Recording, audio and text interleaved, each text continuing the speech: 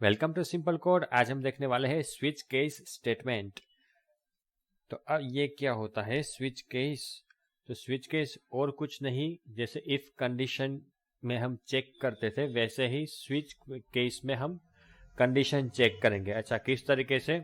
तो ये उसका स्ट्रक्चर है। सबसे पहले हम लिखेंगे स्विच, उसके बाद जिस वेरिएबल की वैल्यू को हम पर्टिकुलर कंडीशन से चेक करवाना चाहते हैं उस वेरिएबल को यहाँ लिखेंगे और ये करली ब्रेसेस में हमारी कंडीशंस लिखेंगे। अच्छा, किस तरीके से?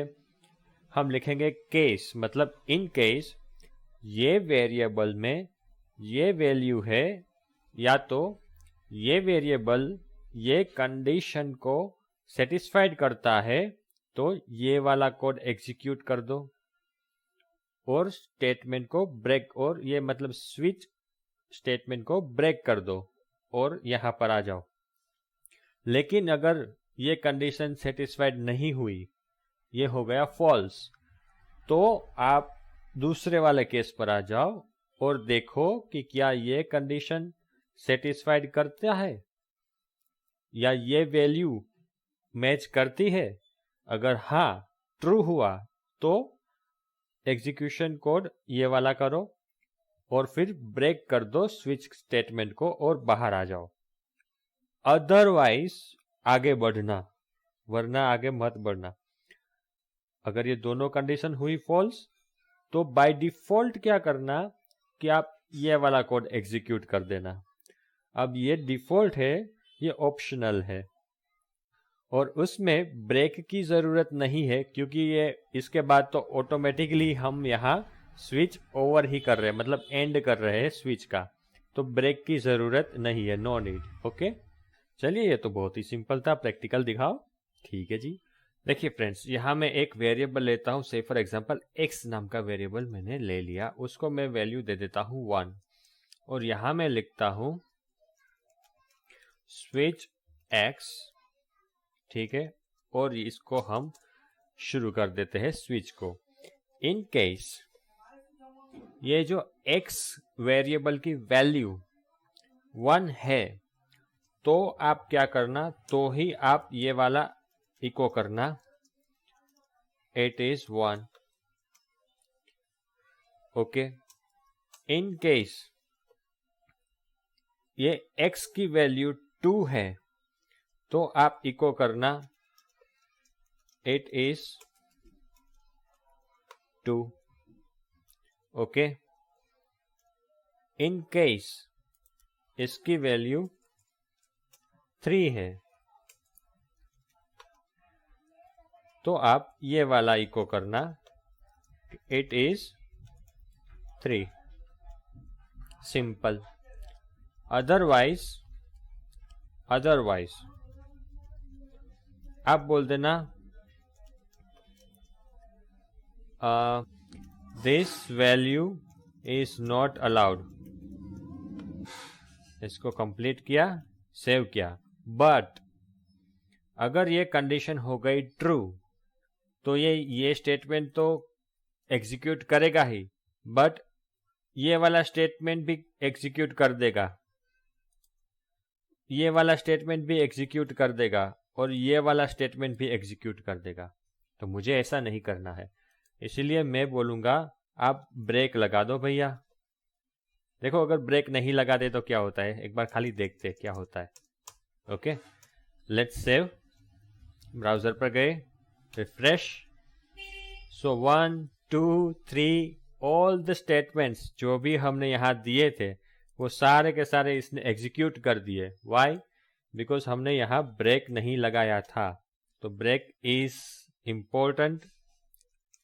ठीक है, अब हम इसको कर लेते हैं कॉपी और लगा देते हैं जहां पर इसकी प्रॉपर पोजीशनिंग है वहां पे। ठीक है,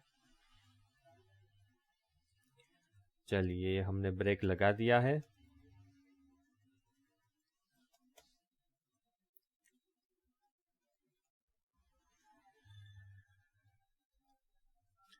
नाउ सेव। हम लास्ट में ब्रेक नहीं लगाएंगे, तो लास्ट वाला क्योंकि ऐसे ही यहां पर कंप्लीट हो रहा है तो नो ब्रेक इज रिक्वायर्ड। ठीक है, चलिए सेव किया ये हम देख लेते कि इस तरह से कोड लिखा है और यहाँ पर चले एंड रिफ्रेश किया तो it is 1. Why? Because we have given the value 1. Okay, what if I say 2, save, refresh, it is 2. Okay, what if 3, save, refresh, 3, great. What if 5, save, refresh, value is not allowed. This value is not allowed. Why? Because हमको 1 2 3 ही देना था, ठीक है। तो otherwise आप जो भी value देंगे वो आ जाएगा डिफॉल्ट में। तो इतना सिंपल था। अब हम दूसरा एग्जांपल देखते हैं। अगर हमें कंडीशन देनी हो तो कैसा होगा, ठीक है। तो मैं फिलहाल ये सब कर देता हूं कमेंट और हम दूसरे एग्जांपल पर आते हैं। Say for example x is equal to 10. Okay, और मैं यहां पर देता हूं स्विच x, उसकी हम वैल्यू को वेरीफाई करेंगे कंडीशन से। In case x is less than 5, less than or equal to 5 suppose, okay, then execute echo less than 5. Okay, और मैं इसी को कॉपी कर लेता हूं, ठीक है। और यहां पर हम डिफॉल्ट दे देते हैं। यहां पर मैं दे देता हूं अगर लेस देन 10 है एंड लेस देन 15 है, तो यहाँ पर लेस देन 10 हो गया, यहाँ पर हो गया लेस देन 15 एंड इधर नॉट अलाउड। ओके है जी। लेकिन यहाँ भी हमने क्या किया, ब्रेक नहीं दिया, तो यहाँ पर हम दे देते हैं ब्रेक।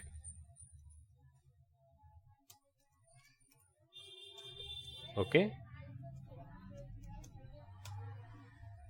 तो ये हमने किया सेव और चलते हैं ब्राउजर पे। हमने वैल्यू दिया है 10, ठीक है, तो ये इक्वल टू है। ओके, नाउ सेव, ब्राउजर पे चलते हैं और ये क्या बता रहा है, सिंटेक्स एरर। देखते भाई क्या गड़बड़ हो गई। अच्छा, सिंटेक्स एरर में केस नहीं देना है ना डियर, ये अपने डिफॉल्ट में केस नहीं देना है। ओके, सेव किया और ये आ गया लेस देन 10। एक्चुअली हमें यहाँ पर लिखना चाहिए था इक्वल और लेस देन ना। ओके,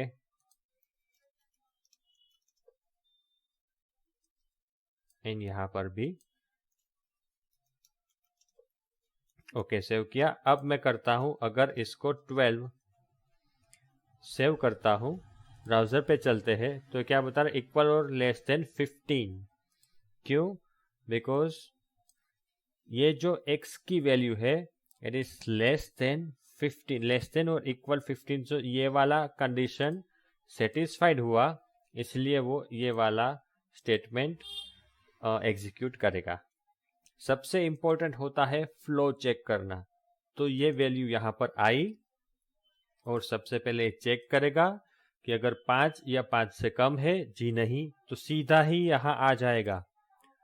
अगर ये सेटिस्फाइड होती है कंडीशन, तो ही यहाँ से यहाँ तक, मतलब ये ब्रेक तक कंडीशन कोड है वो एग्जीक्यूट होगा। अदरवाइज सीधा ही जंप करेगा सेकंड पे, चेक करेगा कि क्या ये कंडीशन ट्रू है। इफ यस, देन ये वाला एग्जीक्यूट करेगा। Otherwise if condition is false, then it will jump सीधा यहाँ और ये केस चेक करेगा, ठीक है। और ये वाला भी कंडीशन ट्रू होता है तो ये execution, otherwise it will jump to default and ये कंडीशन, मतलब ये स्टेटमेंट रन करके एग्जीक्यूट करके सीधा यहां पर कंट्रोल आ जाएगा। Okay friends, switch case condition में बस इतना ही। बने रहिए हमारे साथ। वीडियो देखने के लिए बहुत बहुत धन्यवाद।